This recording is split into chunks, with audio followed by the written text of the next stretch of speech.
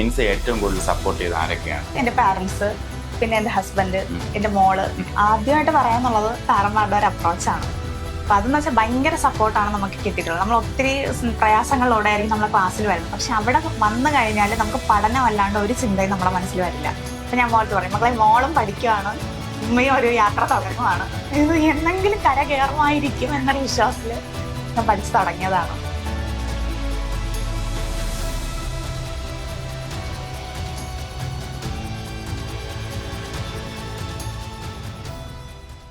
സഹകാരിയുടെ ഏറ്റവും ധന്യമായ മുഹൂർത്തങ്ങൾ എന്ന് പറയുമ്പോഴത്തേക്കും ഇതുപോലുള്ള മുഹൂർത്തങ്ങളാണ്.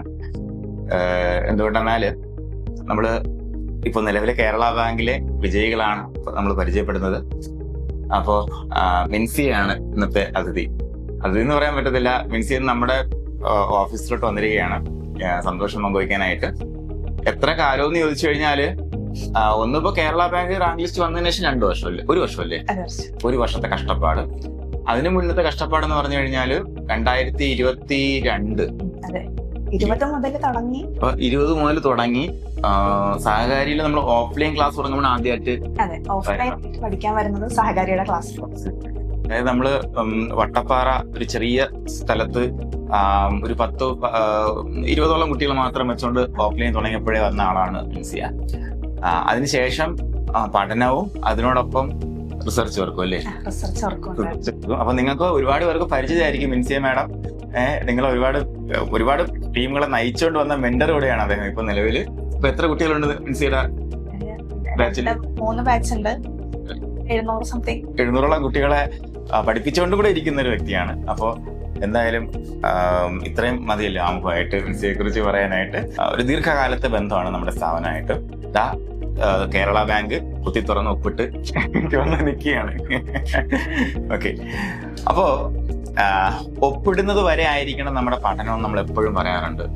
മിൻസിയും പിള്ളേരുടെ പറയാറുണ്ടല്ലേ? ഞാൻ പറയാറുണ്ട്. ആദ്യത്തെ ഒപ്പിടുന്നത് എപ്പോഴാണോ അതുവരെ നിങ്ങൾ പഠിക്കണമെന്ന് സാറ് പറഞ്ഞ അതേ വാക്യങ്ങളാണ് ഞാൻ എന്റെ കുട്ടികളോടും പറഞ്ഞിട്ടുള്ളത്.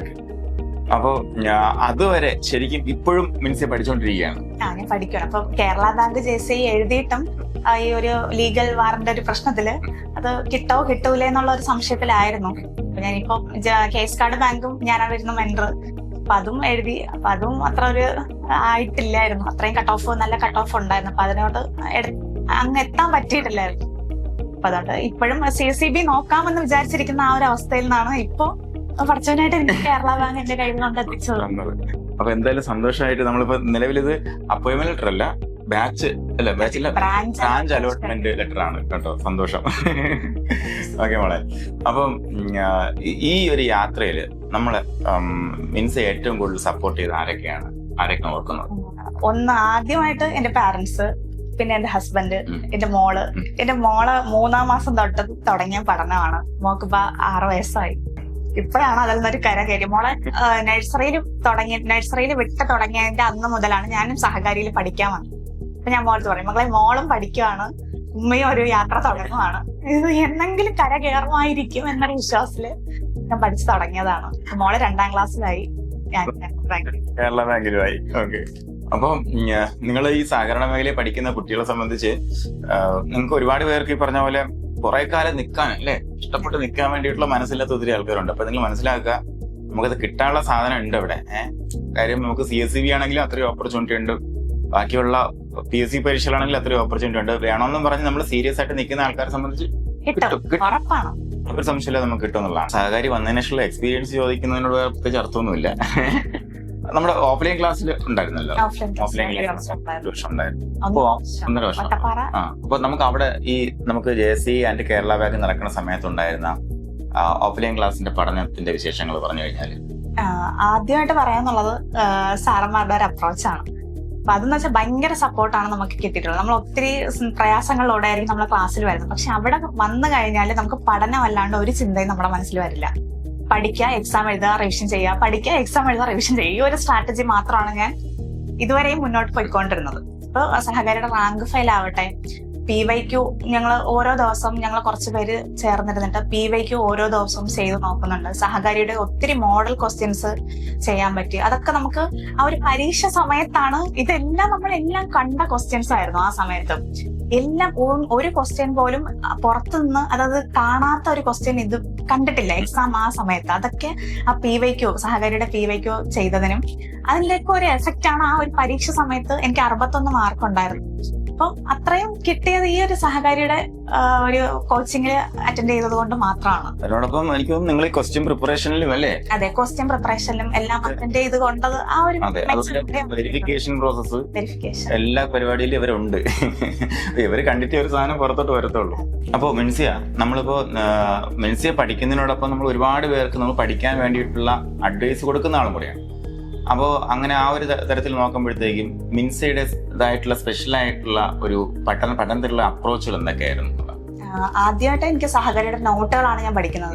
കൃത്യമായിട്ട് നോട്ടുകളും ലൈവ് ക്ലാസ്സുകളും ഒത്തിരി അറ്റൻഡ് ചെയ്യാൻ ശ്രമിച്ചിട്ടുണ്ട്. അപ്പൊ പുതിയ പുതിയ പോയിന്റ്സ് എനിക്ക് ലൈവ് ക്ലാസ്സിൽ നിന്ന് കിട്ടിയിട്ടുണ്ട്. അപ്പൊ അത് പഠിക്കുന്നുണ്ട്. പിന്നെ സഹകാരിയുടെ റാങ്ക് ഫയൽ വെച്ച് മാത്രമാണ് ഞാൻ ഇത് പഠിച്ചത്. ക്ലാസ്സിൽ ഓഫ്ലൈൻ ക്ലാസ്സിൽ വന്നിട്ട് അതിന് പുറമെ വീട്ടിൽ വന്നതിന് ശേഷം ഒരു 10 മണി മുതൽ 1 മണി വരെയൊക്കെ ഞങ്ങളൊരു 5 പേര് കൂടി ചേർന്നിട്ടിരുന്ന വാട്സപ്പ് കോള് വഴി ഞങ്ങൾ പഠിക്കുമായിരുന്നു. അപ്പൊ അതും കൂടെ ആയിരുന്നു ഇതിന്റെ ഒരു മെയിൻ. അന്ന് പഠിപ്പിച്ച കാര്യങ്ങൾ തന്നെ നമ്മൾ ആ ഒരു 3-4 മണിക്കൂറോളം പിറ്റേന്ന് വന്ന് പഠിച്ചതിന് ശേഷമാണ് പിന്നെ ഞങ്ങൾ ക്ലാസ്സിലോട്ട് പൊക്കോണ്ടിരുന്നത്. അപ്പൊ പഠിച്ച കാര്യങ്ങൾ ഒന്നും കൂടി റിവൈസ് ചെയ്യുക. സാറ് പറയുന്ന അതേ സ്ട്രാറ്റജിയാണ് പരീക്ഷകളെല്ലാം റിപ്പീറ്റ് ചെയ്ത് എഴുതുക. നമ്മുടെ ഓരോ ടോപ്പിക്കിന്റെയും ഫ്രഷ് എക്സാമുകൾ അതിന്റെ അറ്റംപ്റ്റ് ലിമിറ്റ് തീരുന്ന ഒരു 100 വട്ടം എങ്ങാനും എഴുതിയിട്ട് അത്രയും ഞങ്ങൾ അറ്റംപ്റ്റ് ചെയ്തിട്ടുണ്ട്, എക്സാമുകൾ അറ്റൻഡ് ചെയ്തിട്ടുണ്ട്. അതിന്റെ ഒരു ഉപയോഗം അത് നിങ്ങൾ എല്ലാവരും കൃത്യമായിട്ട് നിങ്ങൾ നോട്ട് ചെയ്യേണ്ട കാര്യമാണ്. ഇപ്പൊ നിങ്ങൾ ഈ വീഡിയോ കണ്ടുകൊണ്ടിരിക്കുന്ന നിങ്ങളുടെ 90% പേരും പരീക്ഷകൾ ചിലപ്പോൾ ഒരു തവണ എഴുതുന്ന ആൾക്കാരായിരിക്കും, അല്ലെങ്കിൽ ഒരു തവണ പോലും എഴുതാത്ത പരീക്ഷകൾ പോലും നിങ്ങളുടെ ആപ്പിനകത്ത് ഉണ്ടായിരിക്കും.